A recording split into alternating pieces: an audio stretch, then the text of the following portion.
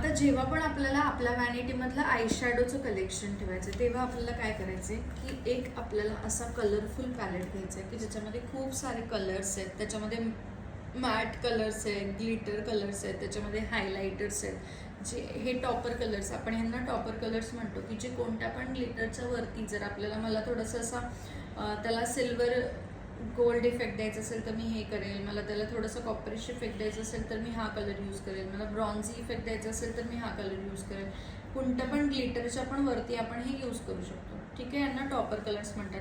Palette कधी पण असा घ्या ज्याच्यामध्ये ब्राऊन्स आहेत, पिंक न्यूड्स आहेत आणि खूप आता हा कलरफुल पॅलेट आहे. जर तुम्ही मल्टी कलर आय मेकअप करत असाल तर तुमच्यासाठी हा खूप चांगला.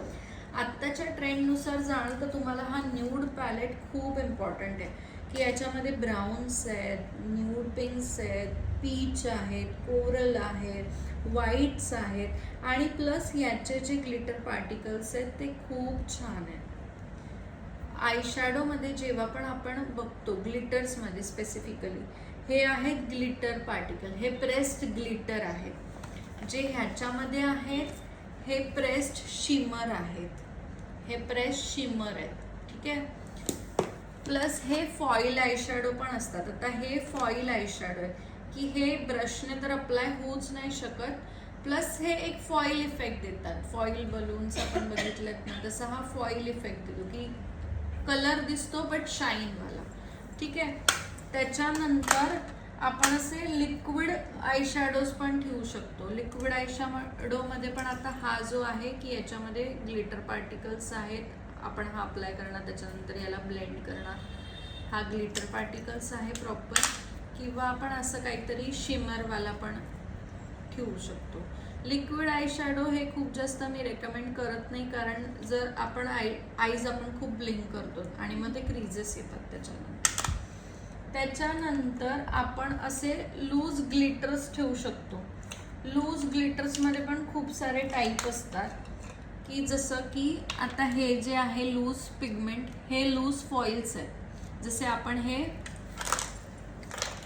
प्रेस्ड फॉईल आहेत, हे लूज फॉईल आहेत. लूज फॉइल्स आपल्याला लावायचे तर आपल्याला 2 वे जेल लागणार. प्रेस्ड फॉईल आपल्याला लावायचे तर हे आपल्याला फिंगरच्या हेल्पनेच लावायचे, हे ब्रशवरती पण अप्लाय होत नाही. त्याच्यानंतर याच्यामध्ये जे आहेत हे आहेत प्रेस्ड शिमर, आणि जे हे आहेत आपल्याकडे जे एकदम मायनॉर पार्टिकल्स असतात त्यांना बोलतात लूज शिमर. ह्याच्यासाठी आपल्याला ग्लिटर जेल किंवा 2 वे जेल लागणार, आणि प्रेस शिमर आपण ब्रशने पण अप्लाय करू शकतो.